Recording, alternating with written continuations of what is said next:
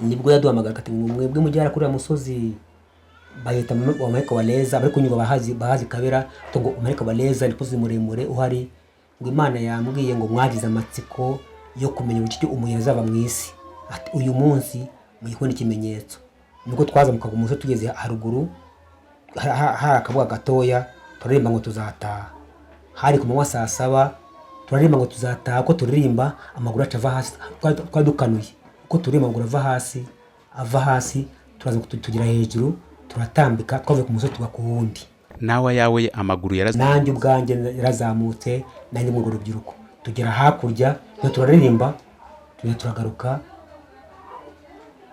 tumaze kugira ngo dusubirayo ati ngo mwabonye ngo dufite amababa tutari yakora ngo Mose impande zavuka ngo wero uzabukiriho icyo gihe abapfu bazazuka uzabukiriho ngo azahindurwa ngo azazamuka nko mwabonye.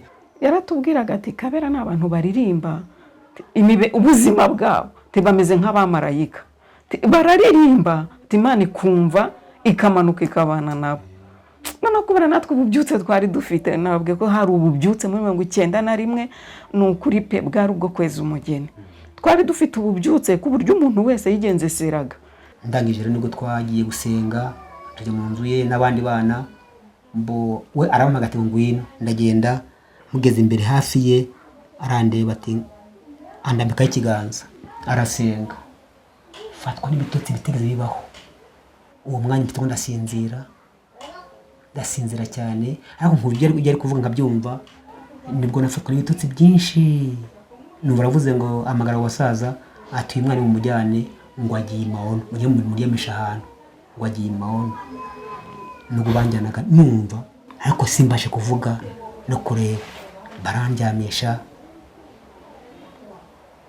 ubwo mbamvuye mu mubiri Marika arantwara namubonaga ubwo y'amaso byarangiye nuko Marika aranjyana angeza ku nyanja nini none ngiye kubabwira ibyo nabonye muri ryo yerekwa.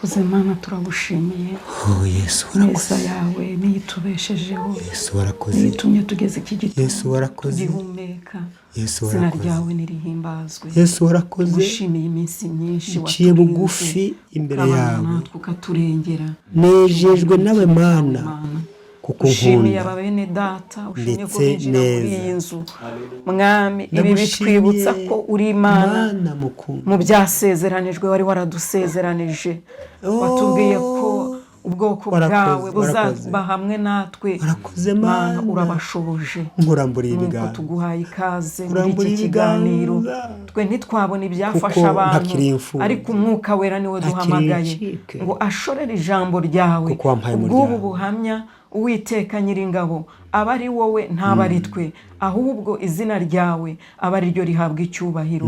Urakoze kuri Imana yacu kandi umuntu wese uzabwumva Uwiteka buzagira icyo bumara kuri we buzamuhindure buzabe ubw'umumaro Umwuka wera azamushoboze. Data wa twese mwiza icyo twifuje no kuzagira iherezo ryiza ry'abakiranutsi.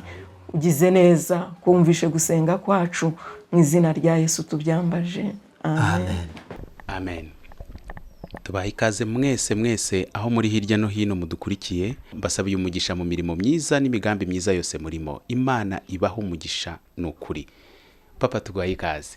Murakoze cyane mwana wacu. Reka bare duheraho hanyuma duha amahirwe umuntu babonye bwa mbere bashe kumwibwira wamwibwira ute umuntu urimo kutureba.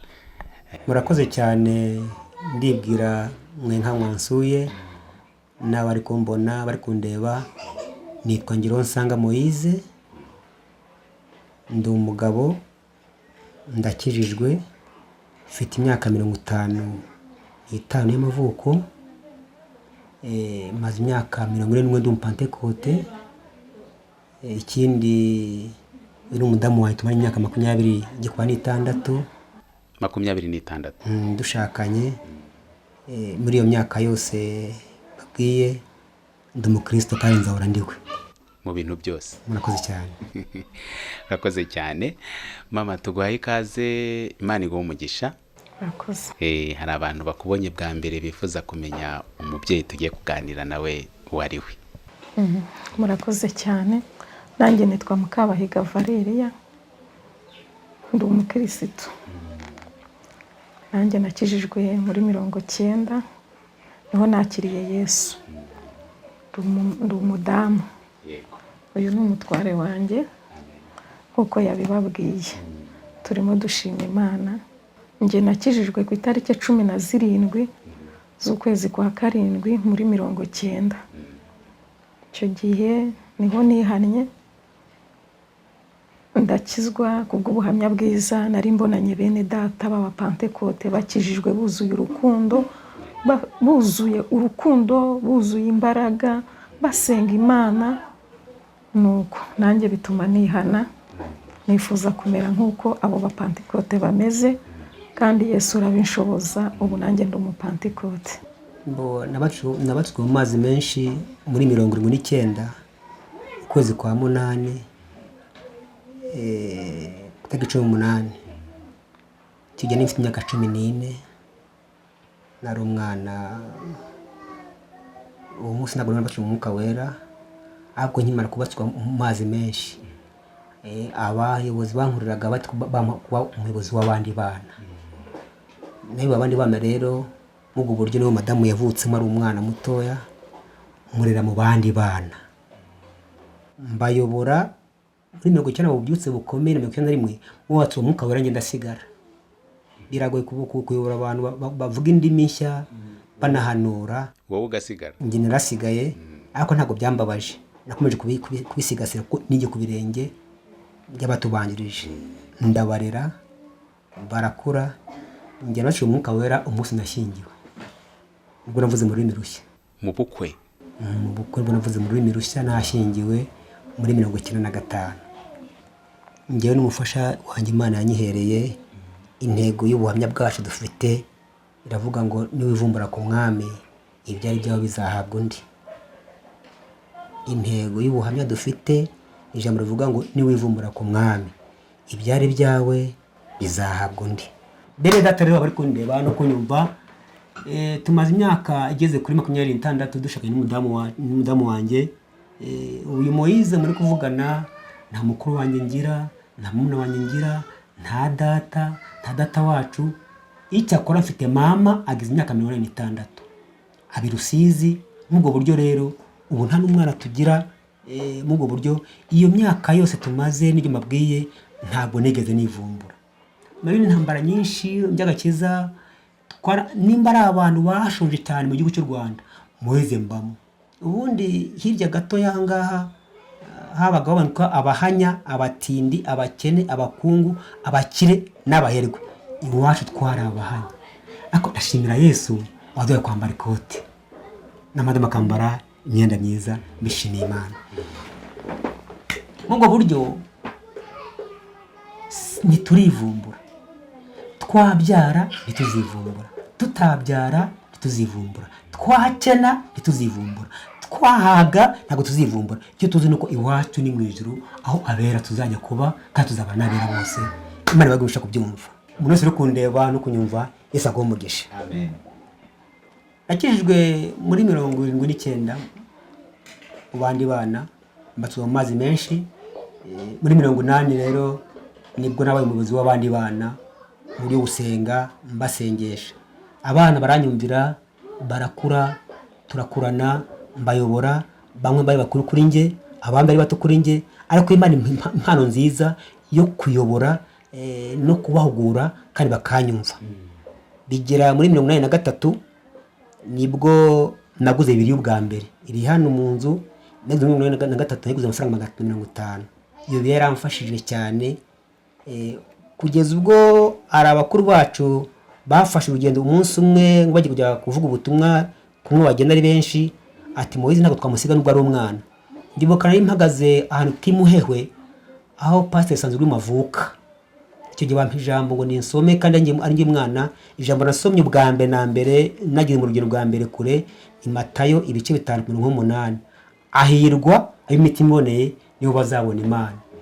Icyo nasomye ijambo gusa rivuga muri make, abantu buzura Umwuka Wera ati umwana nk'uyu kandi nari mugufi cyane nene gatoya bashyize ku meza abantu baranezerwa aho ngaho nafatiwe ijambo Imana ishyiramo ijambo ngeza ku bandi biraza bigera muri 84 ariko turi abakene cyane turya ibijumba bya buri munsi tuba mu nzu yitaye inzu y'ibyatsi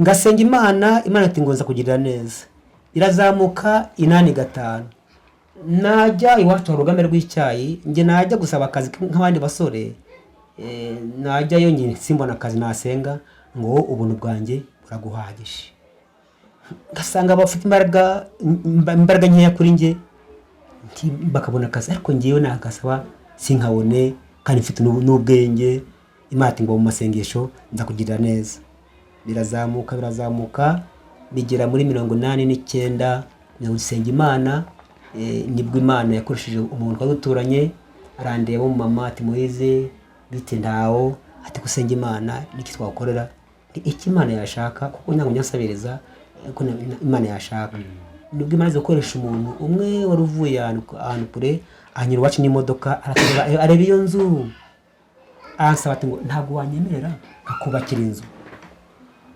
ndavuga se uranyubakira uranze ati numvishe ngo kubakira inzu narabyemeye nti ngaho turandikirana yemera ko kunyubakira inzu y'amabati 27 icyo gihe batyaga amafaranga 220 kandi kuyabona yari ikibazo nuko raza abakozi arubaka ahinza arayuzuza ashyira n'inzugi arakinga amaze gukinga ati uko niko ntabwo kububakira nuko nabonye inzu yo kubamo yanzu y'ibyatsi ibiragiye umunsi naraye mu nzu y'amabati naraye mbyina shima Imana Mana umuntu wese uzaza muri iyi nzu ni kuri nzamusengera nzamugirira neza ko imbaraga zingana ariko ndagushimiye ko utuvanye mu nzu y'ibyatsi atugeze mu nzu y'amabati Jeje nabwiye Imana ngo mbabarira iri joro imvura igwe kuko imvura yaranzengereje mu nzu y'ibyatsi ngira amajwi igeje imvura iza kugwa iguye akugira ngo numve ko imitonyi y'imvura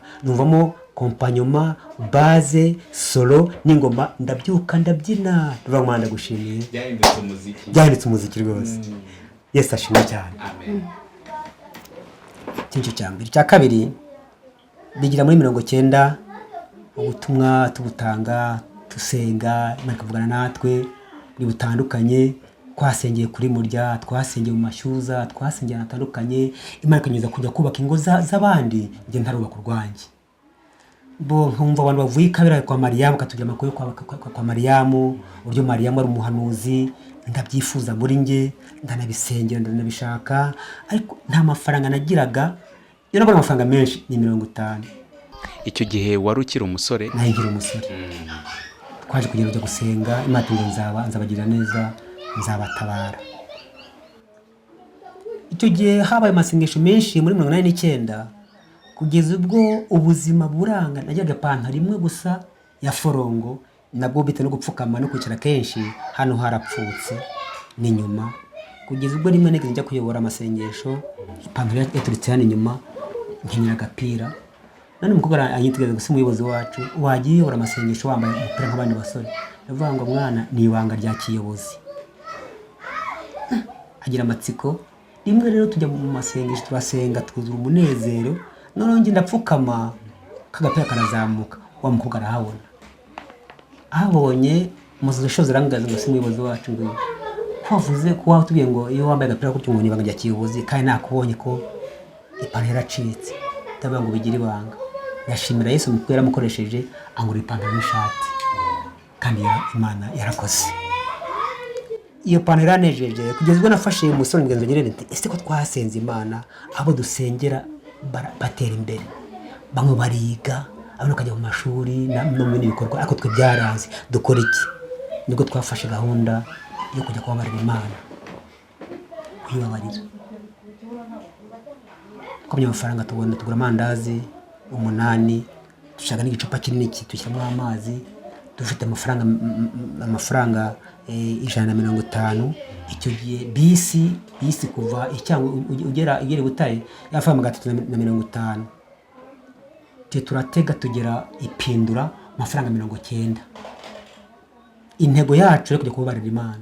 Ubwo hari mu buhe mwaka? Muri 1989. Twarazamutse tujya mu ishyamba hano tumva abantu, tugeze turapfukama turasenga. Tumaze gusenga ngira mugezi wanjye ati intego tuzahise ni iyi no kubabarira Imana. Twapfa twakira tuje kwibabarira. Tuhagaze ku giti turambura ibiganza tuti Imana turakubabariye, ibyacu byarakunaniye bite n'ubuzima. Twari ahantu hafi y'abantu two mwibanda, ni muri icyango mu ishyamba, hafi y'ishyamba mwibanda hasi hari umukecuru uhari witwa Roza, n'ubu aracyari umukecuru cyane, arimo asenga yerekwa abahungu bari mu ishyamba batagangaye bambaye inkweto za DH, Imana izi inkweto twambara n'amyenda ya pant na forongo y'umutuku. Nibwo Imana mwikaga abahungu maze kumwereka asengera umwana we ati ngo genda ndi umukecuru akungiye gusengera kugira ngo Imana ikuyobore. Yaramusengeye, Mareka ayobora uwo mwana, araza dusanga muri iryo shyamba ari Mareka agira muyobora. Ageze umwana ngo se bite, ati mama arambwe ngo nze mwiri shyamba, ngo nimbasanga abasore bamwe ngo za DH ngo mama arabashaka. Ngira mugenzi wanjye uyu ni dayimoni. Ati oya, dayimoni ntabwo igirya, reka tumwe kuri aya mandazi narya azaye umuntu muzima, natarya azabaye dayimoni. Tumwe kuri aya mandazi tubona arariye, tubona aranyoye, gusa tutuye ntabwo ari dayimoni, ni umuntu muzima. Twarasenze twongeye kumenya ubwenge bw'abantu bazima, tugeze wa mwana dusanga umubyeyi yatwiteguye rwose, yarambuye imikeka, Imana yamushuriye neza ngo tegura imikeka nako ibyo bitanga ibirago bitegure neza uzi kubona abashyitsi. Tukimara kuhagera twinjiye mu nzu, arasenga arahanura ko mwavuze ko ibiteka byananiye ko muri abanyabwenge, hano muhageze mute? Uko nashaka nuko nabagenza. Ese mwambonye? Tuti oya. Ati muri za nyamaswa narindimo, muri za nzoka iyo mushaka kubamira bana bameze, akubite mu gifite kuzankorera nabazigamye. Ni mwato ni mwihana. Twarihana ubugoryi bwacu twagize imbere y'Imana. Tumaze kwihana birangiye, turadusengera, maze dusengera araduhanurira. Yabanje kuri uwo mwene data amuhana ati ngo umva wowe ukwiteka Imana mvuze, ubwo iki cyose cyiza cyose kiba mu Rwanda no hanze yacyo byiteka ndagiguhaye.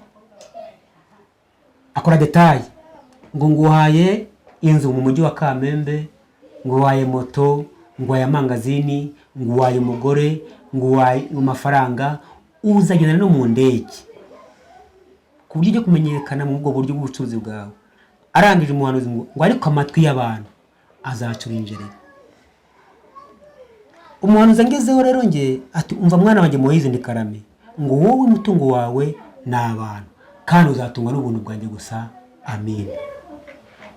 Umva ko bihabanye uko mugendana mukorana, mwe nawe nasubizwa uzabyishimira, kandi niba avuye ku murongo umenye ko nawe uzakurikiraho, siko muzasubizwa cyarimo. Ubwo buryo rero ariko ndibone kunyumva uko byageza ngo twamaze iminsi 4 tuza gutaha, ako agenda atafite ibyishimo n'umunezero. Uwo muvandimwe agenda anatwara na moto, ko Imana muhaye iki moto yaje sa arivuze mu izina, ariko ngewe nta muri kagahinda. Twara ko turicara ntambaza mu Moise ngo Imana yavuze ngo umutungo n'abantu uzabarya uzabagira ute, uzatungwa n'ubuntu bw'Imana, ubusa gute ntibugira formiye ntabara. Ati po twaratashe tugera iwacu giheke no gusengera Imana, tuza kubona ubutumwe bwo kujya gusengera imururu imutongo.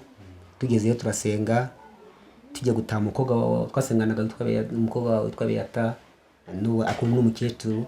Ati Imana yambwiye ko bana bahungu bakennye ku bina 50 bafite ngo bavuyeho n'amaguru n'ibisubizo n'amaguru, none Imana yambwiye ngo ufite 3,000 ngo nyabahe nibura ngo bazajye bacuruza peteroli niba kujya babona gasabone ko kumesa. Mu buryo rero twaratashye amafaranga barayadohereza 3 mugenzi yarayabika. Icyo gihe ahita kwaboneka amabuye bita safiro impendezi, kuko bajya guhinga ukabona bakajya guhinga amabuye akazikuzima kakazamuka ko safiro. Icyo gihe batango na amasashi, none akaza abantu bavuye mu mahanga bakeneye amabuye, kugeza ngo yakijije abantu benshi. Hari abantu batuye ngo mu mujyi wa Kamembe bari bakize, bahita ko umungu ajyayo arabaganiriza ati tujyane ufite amafaranga. Yaje kujyayo rero muri amafaranga baduhaye, agezeyo yambwiye ko yaguze amabuye y'icyatanu ageze mu mujyi wa 45 muri 89 amabuye y'icyatanu wa 45 kuvugana byarangiriye aho. Aragenda arakira 90 arashyingirwa ndetse kandi umusore kugeza ubwo kugira ubuzima bwiza. Ibintu byose Imana yavuze hatabuze byose byarasohoye. Arangije ajya mu byaha. Kumwe yavuze ngo ngewe umwana w'umuntu ngo amatwi y'aba azatura injereri. Yaje kugenda rero anywa inzoga, asambana, akora ibyaha byinshi, asubira inyuma, aritukuza, amaze kugira umugore bagubwa neza. Iby'Imana yavuze byose birasohora. Ariko yagiye rero 90 iza kuba Imana ivuga bizaba, turabyumva. 91 abo ngabo barakijijwe babuze Umwuka Wera, ndabayobora. 92 nibwo nagiye Kabera kwa Mariamu. Mbere yuko ujya Kabera kwa Mariamu, tugaruke kuri mama. Mbere yuko ukizwa, mbere yuko wakira Kristo, kuri mama byagenze bite mbere yuko umurikirwa n'umucyo wa Kristo? Murakoze cyane. Nanjye nabaye mu muryango w'abantu badakijijwe. Mba kwa mama wacu nge niho narerewe. Igihe cyaje kugera bari abantu banywa inzoga bagasinda, iteka ryose nkabona barwana nta mahoro. Nge nari umwana, iyo babaga bavunuye mbega bataze ibintu by'inzoga bagasinda, ntabwo twaryaga, tukabireba turi abana. Igihe cyaje kugera nkajya mvuga nti Mana numva bari rukazamfasha, uzampa urugo rutameze nk'aba ngaba. Nkajya mbibona gutyo. Igihe kiragera ndumva nyine uba mu muryango w'abanyagatulika banywa inzoga nawe urayinywa. Igihe cyaje kugera none nkajya ndeba imikorere yabo ukuntu barwana basinze. Nge ndi umwana ndavuga nti nge sinzanywa inzoga mba nyivuyeho.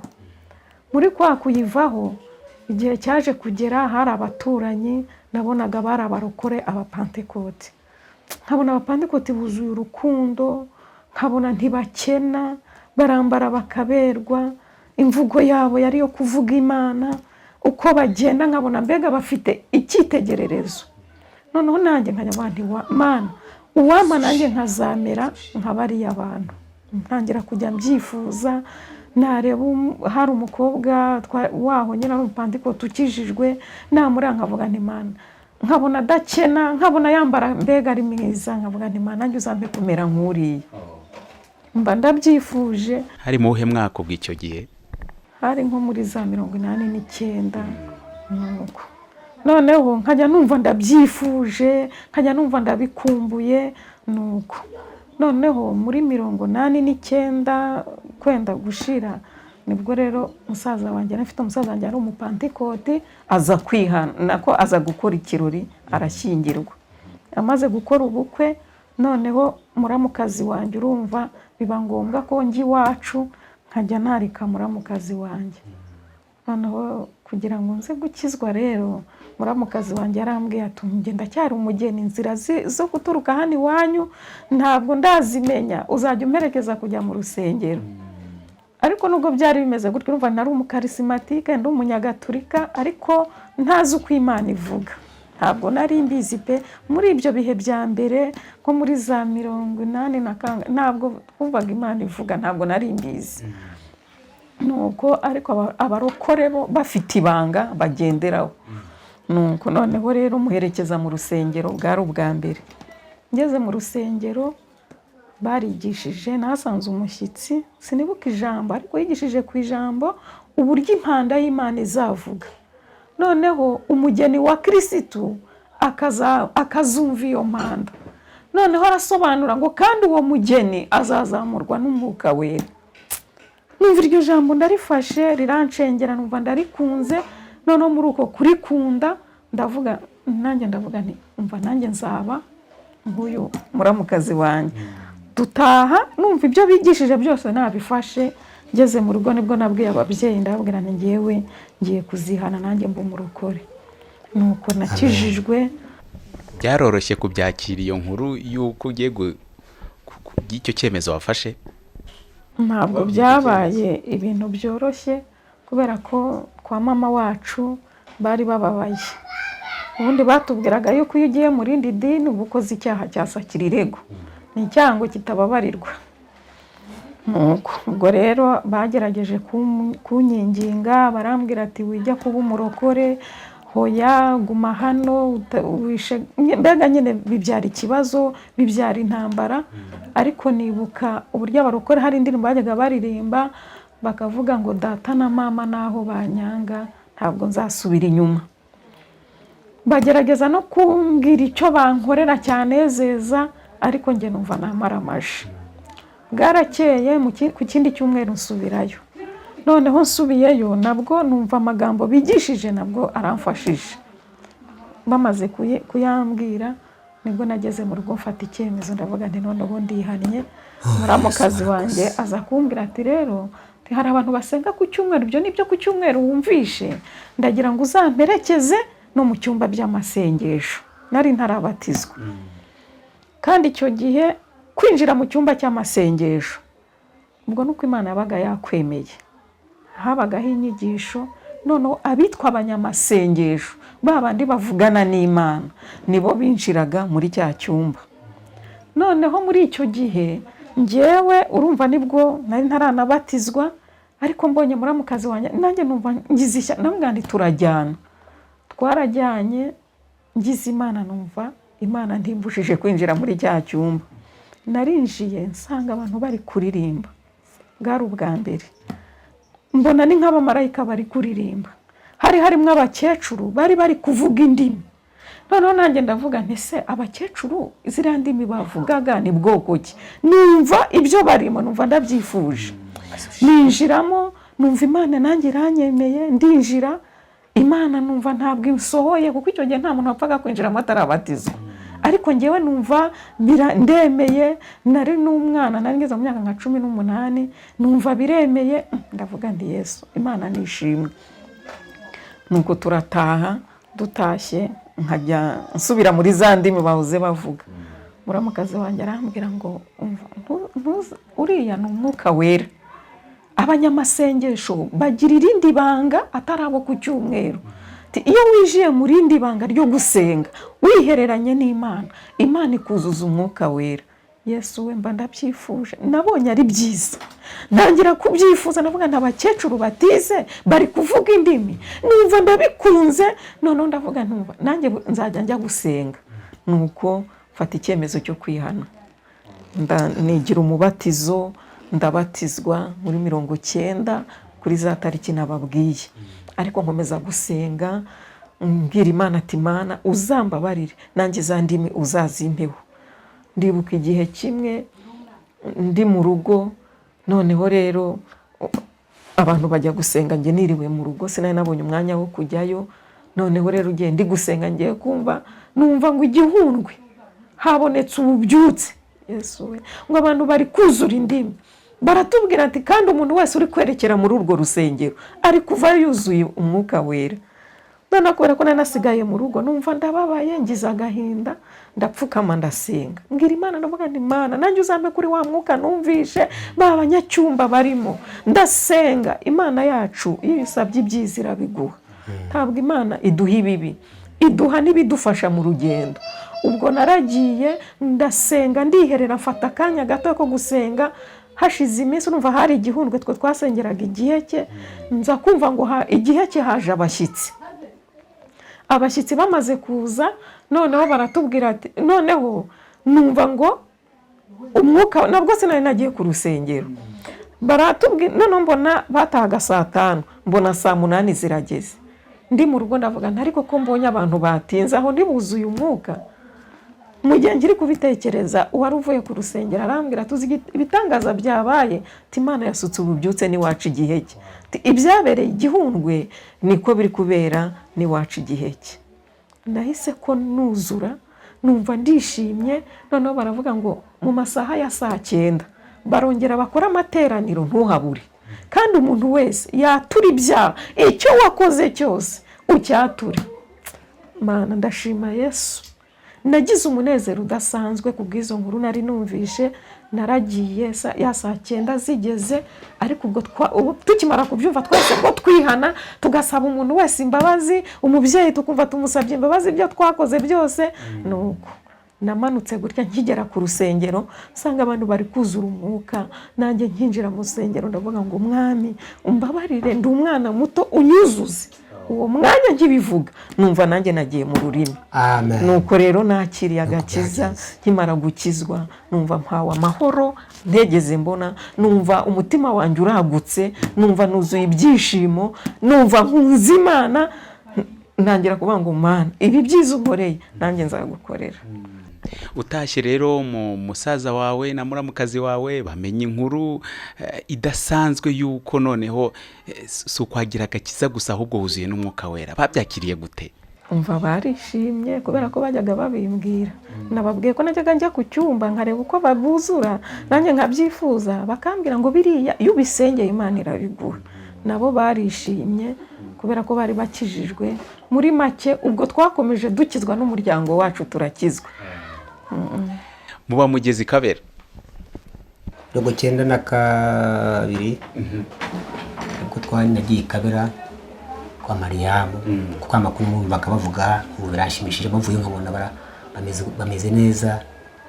Nagiye Kabera rero, nagezeyo mbona ibintu bidasanzwe. Cya mbere nabonye ubumwe, mbona urukundo, mbona imyifatire y'abantu baho binyinjiramo.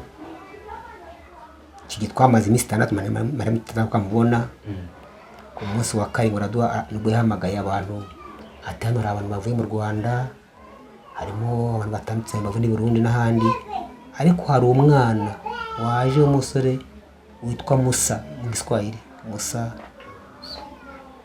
Musa Moise ati we afite umwihariko. None twari abantu magana 300 turabyigana twese. Ngiye bite no kwiyoroshya no kumva ndi muntu ushaka kwiyoroshya cyane, nyesigara inyuma. Mumaze kwinjira mu nzu yabagamo nibwo yavuze ngo mwese muricaye, warwa ari umwana nge twavuganye atarambona ko navuye na Mariamu, ati yicaye inyuma yitwa Musa yavuye mu Rwanda, nazicare hafi yanjye. Nibwo nateye ntamwe mu bantu barenga 300 nicara hafi ye, arandamutsa atura Musa ndaho aticara utuze umve iby'Imana ishaka kuko wumva kandi nawe bikazana kubaho. Ubwo atinye kuduha ku Ubuhamya hari saa 9 z'umugoroba, twongeye kumenya ko tugeze mu kindi saa 9 z'igitondo. Umugoroba tugamije tubwira uburyo yabayeho, atubwira imyaka maze, atubwira ibiganiro, ijambo ry'Imana, kugezwe twisanze nta gusinzira tugeze muri amasaha saa 9. Nabwo byakomotse ku muntu wari umaze ngo yagize ikibazo cy'inzara, arabimenya magatwaye mu gatungurira muri yashonje, barakupa bajya kutugaburira. Tuguma aho ngaho aho kwa Mariamu namaze ukwezi. Ahubwo ni muhe mwaka? Muri 92. Mbona hamaze ukwezi niga Imana, niga imico y'abantu, turirimba. Nabonaga tugeze mu ijuru kuko nigeze ushaka icyaka mu nda ndakibura. Kugeza ubwo nagiye no mu gikoni ko maze kukwamenyera, ndetse ngo nk'umumbati, ijambo ryabo ryari ye cyangwa hoya. Habaho igihe rero cy'amatara tukajya mu rusengero tukaririmba, twararirimbye kugeza ubwo aje kuduhamagara ati hano hari urubyiruko rwavuye mu Rwanda n'i Burundi ngo ni Masisi, ngo nimuze ari icyo Imana igiye kubereka. Nibwo yaduhamagara ati mwebwe mujyara kuri musozi bayita Ubuhamya waleza, bari kunyuga bahazi Kabera, ngo Ubuhamya waleza nipozi muremure uhari, ngo Imana yambwiye ngo mwagize amatsiko yo kumenya uburyo umuntu azaba mu isi. Ati uyu munsi muyikone ikimenyetso. Nubwo twazamuka ku musozi tugeze haruguru, hari akabuga gatoya, turirimba ngo tuzataha. Hari ku manywa saa 7 turirimba ngo tuzataha, ko turirimba amaguru acava hasi, twadukanuye uko turirimba ngo ava hasi turaza tugira hejuru, turatambika twavuye ku musozi tuba ku wundi. nawe yawe amaguru nanjye ubwanjye yarazamutse, nanjye mu rubyiruko tugera hakurya, iyo turaririmba turagaruka, tumaze kugira ngo dusubirayo ati ngo mwabonye ngo dufite amababa tutari yakora, ngo Mose impande izavuka, ngo wera uzaba ukiriho icyo gihe abapfu bazazuka, uzaba ukiriho ngo azahindurwa, ngo azazamuka nk'uko mwabonye muva hasi mukajya hejuru. Wumvaga umeze ute ibirenge kiri ku butaka uri mu kirere? Kubisobanura ni ibintu bihambaye cyane, kuko numvaga ko ijuru ritashe, ko nta kuzasubira mu isi kundi. Numvaga nagiye, nubwo numvaga mfite ubwenge bw'umubiri, numvaga nagiye byarangiye. Nababajwe nuko twagarutse, nirambabaza tima kuki tugarushye. Mariamu aramubwira ati ngo Moise wihane, Mose ngo wihane, kuko avuze ko Imana yabagaruye. Impamvu Imana yabagaruye nuko bagifite imirimo, nukureka ku buryo umugeni azaba mu isi. Nagize intimba n'agahinda ko gushaka kumenya neza uburyo umugeni azaba mu isi. Kiraho ngize iyo ntimba n'agahinda n'inyota n'ijambo ry'Imana numva nshaka, n'uwo myampaye nawe ubaje Mariamu nse mubyeyi, ibyakubayeho uburyo ujya mwiyerekwa bahita maono, ukamara iminsi ukagenda. Ese nanjye Moise byambaho? Atayidaye we, wifuje ibintu byiza bikubera uko Uwiteka nkuko wabyifuje. Ati ejo nzakubwira. Ubwo munsi yaragiye amara indi minsi 6 utaraza. Nibwo yagarutse arahamagara abasaza b'abagahungu bitwa ba Filipo, arahamagara abaganiriza ati mumbwire wa mwana wavuye mu Rwanda witwa Musa azimubwira. Iyo uvuga ngo kugenda yabaga agiye hehe? Yararyama kamera nk'upfuye. Niyerekwa bita ngo bagita mu Giswahili sinzi ngo bagita ngo ni sobanura ko yarateye Mariamu kugira ngo babyumve. Mariamu rero umubyeyi ubana ubumuga, yari muzima guhera hano mu gatuza kuza mu kugira hejuru, n'ubufoto yenda ifite ahangaha epfo hose harapfuye. Ariko yari umuhanuzi ku bantu bagiyeyo, bafite no ku mateleviziyo bagiye gutambukaho, ariko yagize umwihariko ukomeye.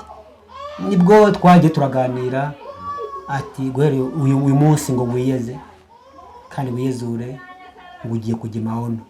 Kuko yambwiye ngo wiyeze kandi wiyezure, kugiye kujya maono. Musoni ijambo ryo kwiyeza ari iyihe no kwiyezura? Icyambere kwiyezura no gukora amasuku ku mubiri wawe. Gukora amasuku ku mubiri wawe, ugakaraba, ukiyogoshesha, ahantu hose ufite umwanda ugaca inzara neza. Ubwo no kwiyeza kubyina imbere mbese y'umutwaye, mbese uriyezura mu buryo bwose. Ndabyumva ati kwezwa rero ngo ayicumuro utwato duto ndatwihana. Ndangije rero nibwo twagiye gusenga, tujya mu nzu ye n'abandi bana. Mbo we arampamagara ati ngwino. Ndagenda, mugeze imbere hafi ye arandeba ati andambikaho ikiganza, arasenga. Fatwa n'ibitotsi bitigeze bibaho. Uwo mwanya mfite ngo ndasinzira cyane, ariko nk'uburyo yari kuvuga nkabyumva.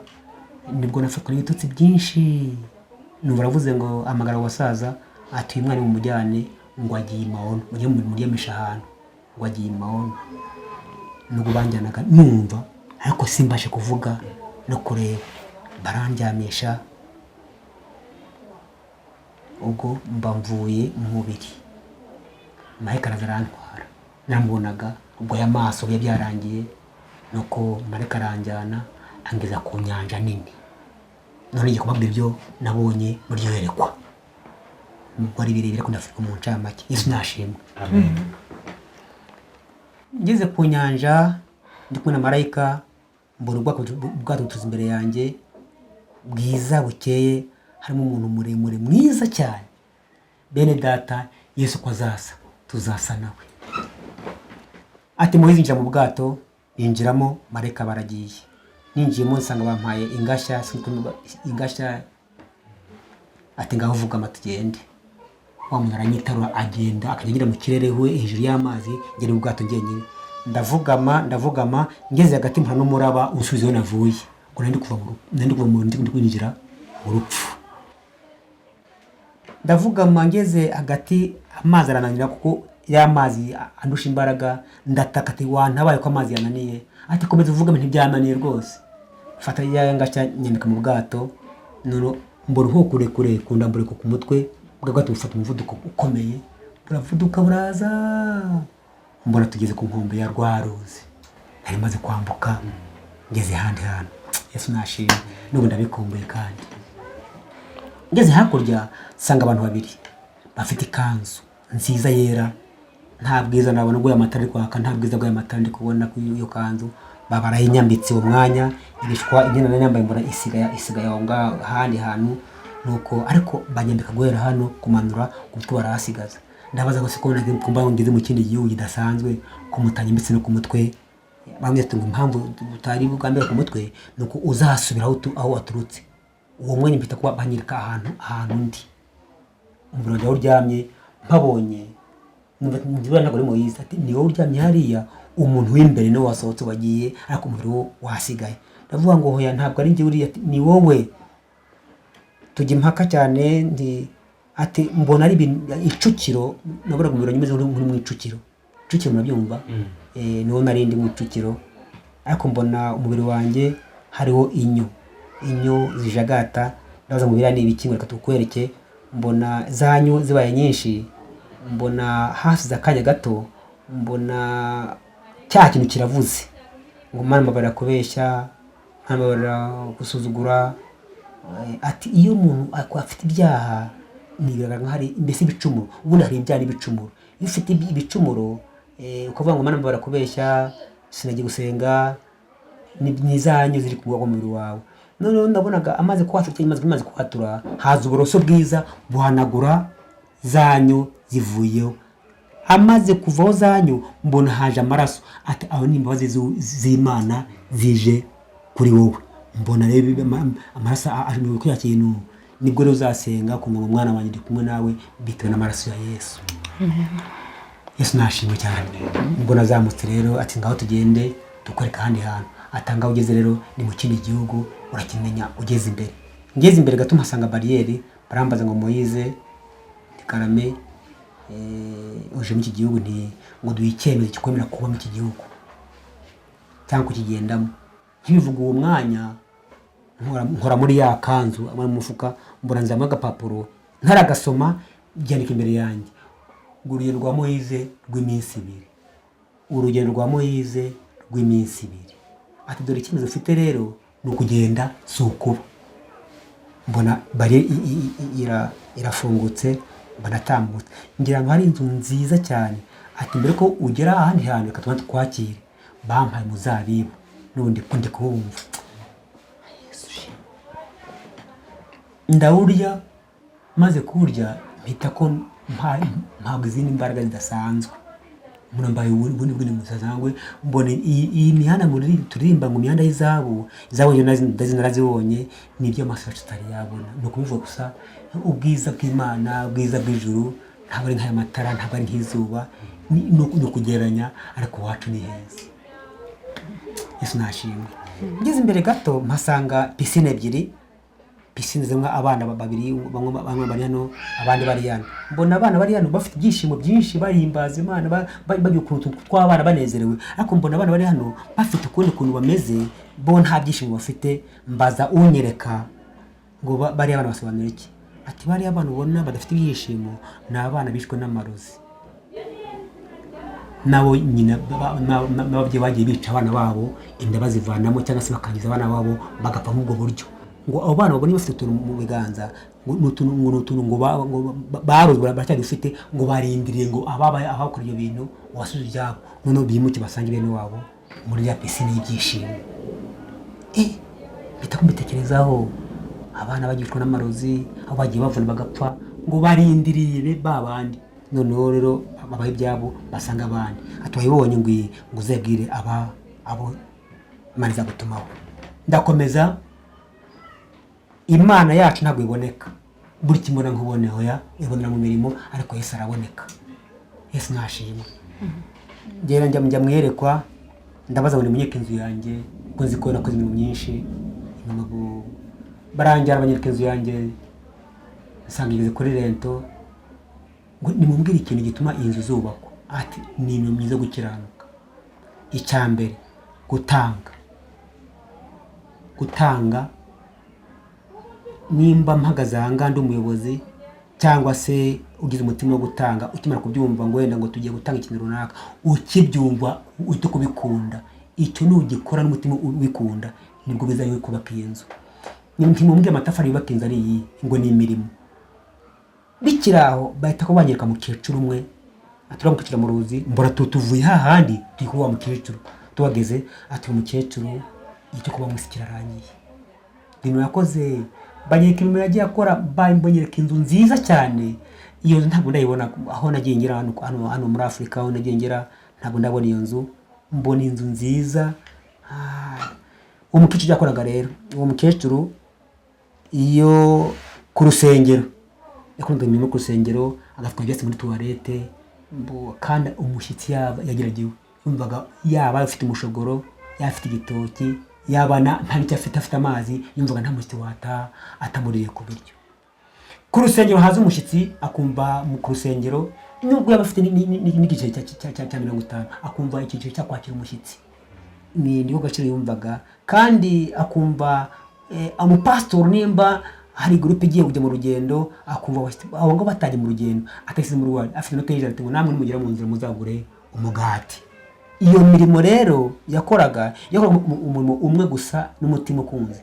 Nimba inzu yawe ifite metero 100 nabonaga ari amatafari ava kuri fondation, amatafari 7 azenguka ya nzu, akoragura amatafari ameze nka barafu, akoragura amatafari nini cyane, imizenguruko 7. Akantu kumukoze n'umutima ukunze ari mbese umuzenguruko 7 z'amatafari. Mbona inzu irazamuka ati iki kirageze cyo kuba imuyirangiye, akajya kuba aruhutse. Mbona hamanitse korali y'abamarayika nayo ngirimo turi kuririmba baratumanitse wa mukecuru tumukuye muri wa mubiri turamujyana. Ndimo mbona abantu benshi ari kureba umukecuru wacu ngo aragiye aboroga. Mbona kumuboroga kwa kundi kwabo, mbona umareka muri twe, mareka avuye muri twebwe agiye asanga umuntu amushyamo ubuhanuzi ngo ntabwo apfuye ahubwo aratasenge kuruhuka. Arahanura bari kwirimbi, arahanura ngo ntabwo apfuye agiye kuruhuka. Bahita ko amarira bayanagura ati mukecuru atashye neza. Bamushyize mu nzu nziza, numva ngo ishya n'Imana yahenza kumanga nubwo inzu gituzuye ari igeze kuri rento, ariko ndumva nayo rento iri pfa kuba mu ijoro nta kintu kigize. Byaje kurangira rero mukecuru nuko yatashye, numva nanjye nisura hariya mu isi nzakorera Imana ko mbaraza nzingana. Uri gukorera Imana ko mbaraza nzingana ibyo Imana yemera. Abo ni muyobozi ntabwo uvuga ngo kora ibi aguhata ashaka gahato nubwo gakora ni zero, nta byandiko. Ibintu byose uzakora n'umutima urukundo nk'umwajanga we nka bene data koje kunsura kumfata yagutsinza abandi. Ibyo uzakora dafite urukundo ni zero, akora mu mwaje mufite urukundo, nta nyungu y'umubiri yene mushize imbere ari urukundo. Ni ukuri inzu yanyu ngubu iri kubakwa, Samarika yubaka iyo mirimo iri kubakwa, iyo mirimo iyo nzu yanyu. Yesu nashimwe cyane rero.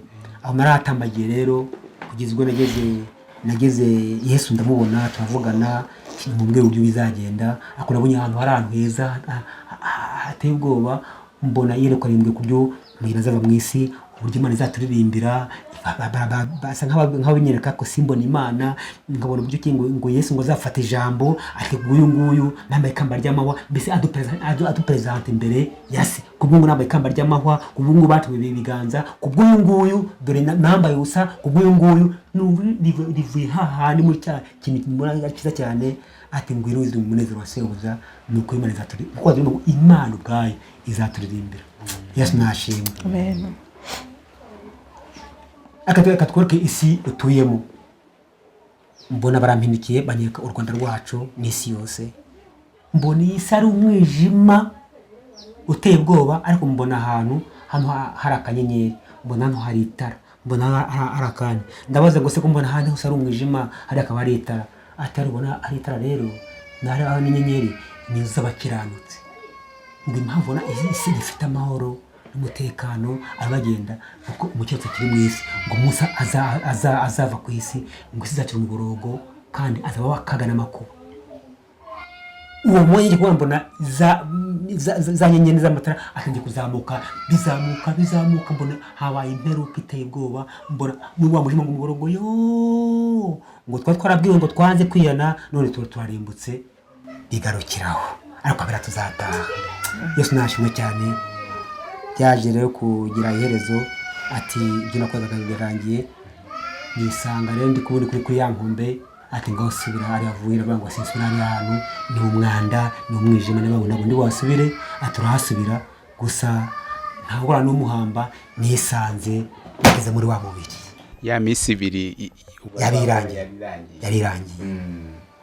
nuko Mariamu nawe yari yaje abwira abasaza ngo nimugire mukingure wa mwana yagarutse baje basanga ndaho tabasha kurambura amaso narataye bitabapfa byararangiye noneho rero barantunganya hatinze kuvuga namaze iminsi nk'itatu naravuga noneho rwagobwe ni mu kindi gihugu mbese barandambura noneho aho birangiriye nubwo bampaye gahunda rero ati tubwire ibyo wabonye nabivuze amasaha 2 bivuga ati ngaho ugenda rero mu Rwanda ubisangije bene wanyu b'Abanyarwanda ntarose uzagera kandi nyuma ya no kwisangiza abazabyumva bagashaka umuzazana uzabazana cyane kabiri byararangiye kaka mu Rwanda bisangiza abantu abangabo bari barimo bafite amatsiko yo kuko nagiye n'umuyobozi wabo ati muzo tagiye Kabera naraje bose baraza mfite ubwiza mfite imbaraga n'umuntu acyazi ifite rata nako ntaho zagiye mfite ijambo ry'Imana banyuzuraho bakaba bankoraho bagatubuza Umwuka Wera bakumva mbese ndi muntu udasanzwe kandi uko nari meze nyuma yaho rero mbabwira amakuru abantu baranshagara n'uko byagenze byaje kurangira 9/3 n'ubundi nsubirayo njyana n'abandi bantu bashaka kumajyana ko batabahazi tugizeho rero nako tumarayo ibyumweru 2 nibwo ngati ngo musare mwana wanjye ginokorera Imana mu Rwanda ngiye kuba ibintu bikomeye ariko amaso asabireba ntacyo zaba nakwiye ko turi kumwe ngo ni muyeze uzataha kandi kiri nyuma iyo ntameze mu gihugu cy'u Rwanda hari muzatahuka bahizwe hanze bazatahuka kuko Imana ibaye icyo gihugu bazatahuka abandi bazongera bahunge ariko twebwe abanyakabera tuzataha kandi nge Mariamu nimara gutaha nzagwa mu gihugu hagati sinzaharenga naho ngaho nimumva ko natashye siguza kuza kundeba ko icyo Ubuhanuzi kizaba cyarangiye kuri iki yesashimwe nuko 9/3 twaje kuvayo Imana ntuma mu Butare navuze ubutumwa cyane Butare 9/3 tuvuga Imana ngo ni mwiyeze kuko agiye kukuha ibintu bikomeye umuyerege gutaha tugenda navuze ubutumwa cyane Butare aramaye nagiye mvuna n'Ubuhamya bukaza ari Butare baranzi cyane ariya Butare vire hariya twarasengeye hakiri imikeri narapfukanye yakiri imikeri ya process iragiye twemabwe hangiye kuba ku rusengero nuko birazamuka jenoside yatangiye nari mvuye Butare kuvuga ubutumwa bwiza nuko twabaye iwacu intambara iraba irarangira nyuma ya jenoside rero nubwo mu kwezi kwa 9 no kwa 10 nubwo Imana itumuhize rero wavuze ubutumwa umusore igekereza yuko no nguruko esashimwe amen akubite nubwo nibonagamo ko nta bushobozi ntibango Mana ngiye mbabarira nzapfa ndi umusore kandi uko Yesu yagiye afite imyaka 33 hapfa nta mugore yazanye naho ndumva nzashaka n'igi imyaka 33 uzanjyane nigire mu ijuru imyaka 29 ijwi rivuga nanjye ngumva uzamvugira uzankorera uri umugabo kandi uzabisoma ku muntu wese ava kagera bivuga ngo oya ngiye nzapfa ndi umusore icyo gihe Imana ngati ngo mpitemo kumwubaha cyase n'umuzwa nkazabura ubugingo bitamara kubaha Imana no kumvira Imana yanzabura ubugingo buhoraho Yesu abamugisha kubyo bumva tugaruke kuri mama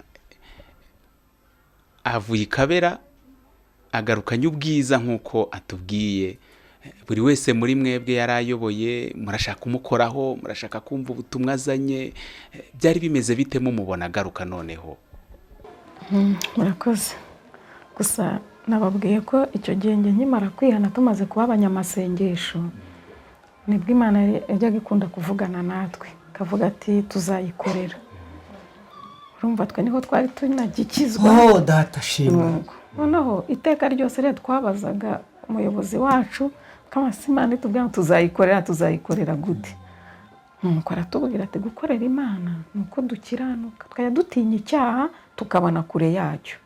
Mbega akajya duhugura uko urubyiruko rwitwara rwakijijwe, ko ruba rutandukanye n'ab'iy'isi, ko urubyiruko rugira imyitwarire imyambarire yabo ihesheje Imana icyubahiro. Mbega ibyo bintu byose yajyaga bitubwira tukumva twe turabikunze, tugakunda umuyobozi wacu nubwo yari umukene. None rero igihe cyaje kugera atubwira ko agiye i Kabera kubera za mbuguro yaduhaga, urumva ntazo twari tukibona cyane, nubwo twari dufite abandi bayobozi batuyoboraga kandi nabo dukunda kandi nabo bari buze Umwuka Wera. Twumva tugize amatsiko turamusengera, buriya ni na twebwe twatumye agaruka. Tubwira Imana tuvuga ati Imana umuyobozi wacu turamukumbuye uzamutuzanire, kuko agiye i Kabera yarabitubwiye. Aravuga ati ndikumva mfite urugendo rwo kuzajya i Kabera kandi ningerayo nkumva ari heza, hari igihe ntazagaruka.